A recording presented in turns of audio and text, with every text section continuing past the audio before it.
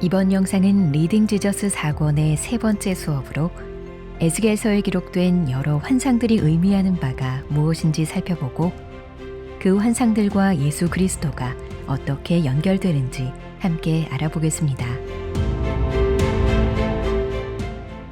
이스라엘 역사의 암흑기를 배경으로 한 에스겔서는 예루살렘의 멸망이라는 사건을 중심으로 구성되어 있습니다. 저자 에스겔은 하나님께 반역하는 백성에게 다가올 재앙을 경고하지만 멸망 후에 임할 회복도 함께 예언합니다. 에스겔서의 전체 구조와 내용을 크게 나누어서 살펴보겠습니다. 1장부터 3장까지는 에스겔을 향한 하나님의 부르심과 에스겔의 사명, 4장부터 24장까지는 유다와 예루살렘이 멸망한다는 예언, 25장부터 32장까지는 주변 이방족 속에 임하는 심판에 대한 예언, 그리고 33장부터 48장까지는 백성들과 땅을 향한 새 소망을 전하는 내용이 담겨 있습니다. 이와 같은 전체적인 구조를 배경으로 에스겔서에 기록된 주요 환상들과 그 환상들이 지니는 의미를 살펴보겠습니다.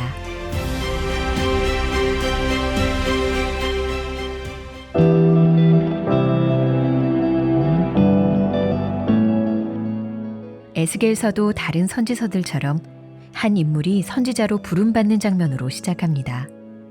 에스겔은 바벨론에 잡혀간 백성들과 함께 그발 강가에 지내던 중 하나님의 부르심을 받습니다. 이스라엘 백성이 본래 살던 땅이 아닌 추방되어 잡혀온 바벨론 땅에 하나님의 말씀이 임했다는 사실은 눈여겨볼 부분입니다. 당시 사람들은 신들의 영향력이 땅과 밀접하게 연결되어 있다고 생각했습니다. 살던 땅을 떠난다는 것은 그 땅을 다스리는 신의 영향력에서 벗어난다는 것을 의미했죠. 그러나 하나님의 말씀이 바벨론에 있는 에스겔에게 임했다는 사실은 하나님께서 장소에 제한 없이 어디에나 계신다는 것을 알려주는 것이었습니다. 에스겔은 부르심을 받는 환상 중에 하나님의 영광을 봅니다. 환상 속에서 하나님은 폭풍과 큰 구름, 불과 번개 가운데 임하십니다. 이 환상에서 나타나는 이미지들은 창세기를 연상케 합니다. 폭풍은 창조 때 하나님의 영이 수면 위를 운행하신 것과 노아 홍수 때 물을 말리기 위해 보내신 바람을 상기시키고, 생물의 머리 위에 있는 궁창은 창조 때에 나타난 궁창과 연결됩니다. 하나님의 광채가 비 오는 날 구름 사이에 나타난 무지개 같다는 것도 노아 홍수가 끝난 후의 장면을 연상시키죠. 이렇듯 창세기에 나타난 이미지들은 에스겔서의 원독자들로 하여금 자신들의 상황을 창세기에 빗대어 바라보게 했을 것입니다. 에덴 동산에서 쫓겨났던 아담과 하와 이야기, 홍수 심판 이후 회복을 기다렸던 노아 이야기가 포로로 있었던 이들에게는 결코 멀지 않게 느껴졌을 것입니다. 폭풍이 밀려오지만 그 가운데 무지개와 같은 하나님의 영광이 비치고 있다는 사실은 흑암 중에서도 한 줄기 소망의 빛이 있음을 보여줍니다. 예루살렘에 폭풍 같은 심판이 임하지만 하나님께서는 그분의 백성들을 다시 회복시키실 것입니다. 에스겔이 부르심을 받는 가운데 보았던 환상은 앞으로 하나님께서 행하실 일들에 대한 밑그림과 같은 것이었습니다.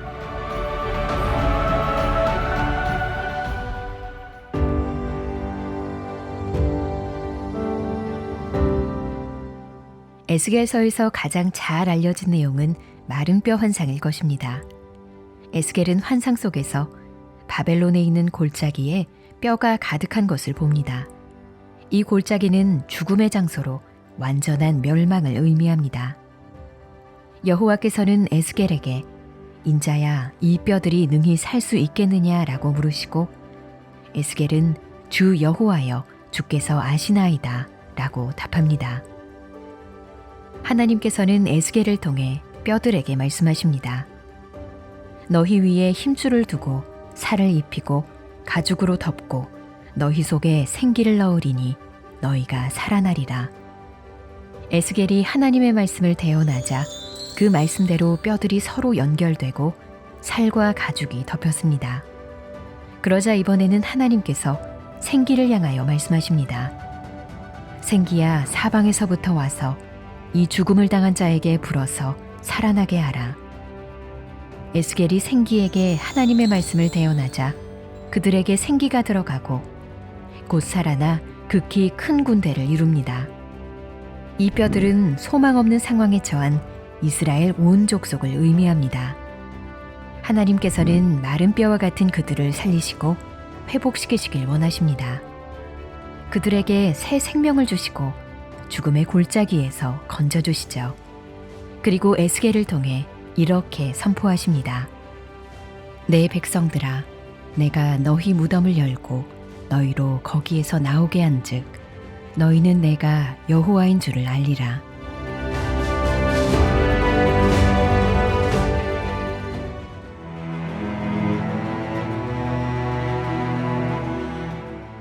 에스겔 38장과 39장에는 이스라엘의 최후의 대적을 상징하는 마곡 땅의 왕 곡을 하나님께서 그의 도구로 사용하시는 내용이 나옵니다. 하나님께서는 에스겔을 통해 곡에게 말씀하시기를 그가 이끄는 동맹국들과 함께 무장해서 이스라엘을 치라고 명령하십니다. 이스라엘을 대적하여 공격해오는 곡의 군대와 그의 연합군은 마치 구름이 땅을 덮음같이 큰 무리로 묘사되죠. 여기서 공격의 대상으로 지목된 이스라엘은 아주 평안한 모습으로 묘사됩니다. 이해하기 힘든 상황이지만 하나님께서는 그렇게 명령하신 이유를 말씀하십니다.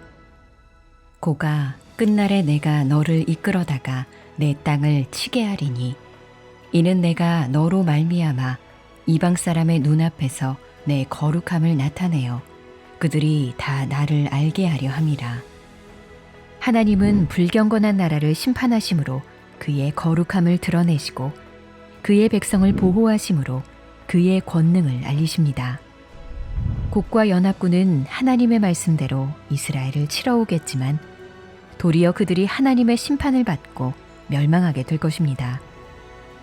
에스겔 38장과 39장의 내용은 상징적으로 악한 세력의 최후 공격을 의미하는데 이는 요한계시록 20장에서 곡과 마곡이 하나님의 백성과 최후의 전투를 벌이는 장면과 연결됩니다.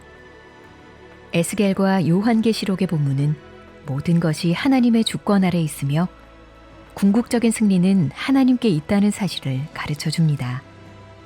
하나님의 영광을 위한 그분의 목적은 분명히 성취될 것이기에 최후의 전투는 모든 믿는 자에게 용기를 주는 이야기가 됩니다.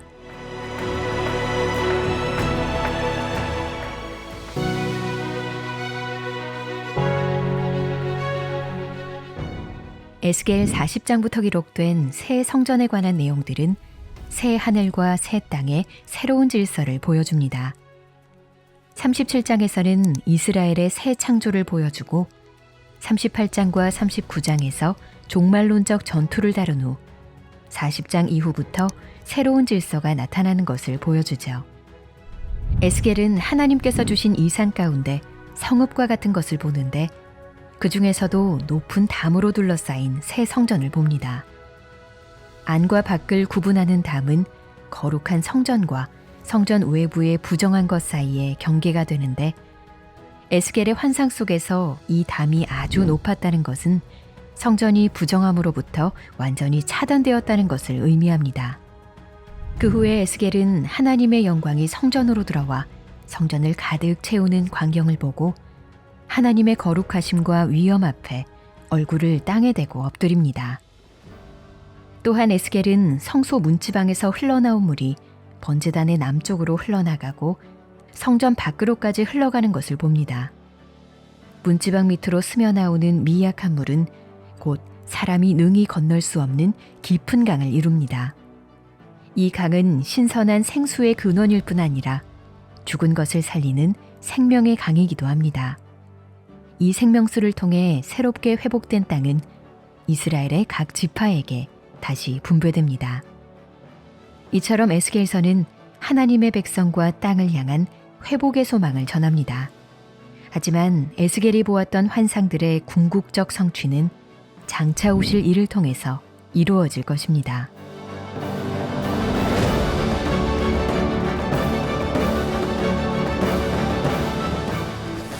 예수 그리스도께서는 새 성전이십니다. 성육신하신 예수님은 자신을 가리켜 성전이라 칭하시며 자신의 죽음과 부활을 말씀하셨습니다. 에스겔이 보았던 성전이 부정한 백성들 가운데 있으면서도 부정해지지 않았듯 예수님께서도 죄로 가득한 세상에 계셨지만 부정해지지 않으시고 오히려 정결함을 전파하셨습니다. 어둠 가운데 빛이 되신 것이지요. 예수님께서는 또한 에스겔이 보았던 바로 그 생수의 강이십니다. 누구든지 목마르거든 내게로 와서 마시라. 나를 믿는 자는 성경의 이름과 같이 그 배에서 생수의 강이 흘러나오리라. 성전에서 나온 물이 죽은 땅에 생명을 불어넣은 것처럼 예수님께서 주시는 생수를 마시는 자들은 새 생명을 경험하게 될 것입니다. 성령의 임재를 통한 영생의 소망이 예수님께 나아가는 모든 자들에게 약속되었습니다. 내가 주는 물을 마시는 자는 영원히 목마르지 아니하리니 내가 주는 물은 그 속에서 영생하도록 솟아나는 샘물이 되리라.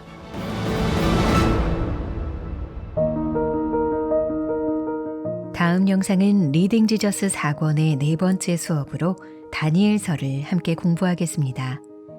하나님을 향한 신실한 믿음으로 승리하는 다니엘의 이야기를 살펴보며 구약 성경의 묵시문학을 대표하는 다니엘의 여러 환상들을 어떻게 올바르게 이해할 수 있는지에 대해서도 함께 알아보겠습니다.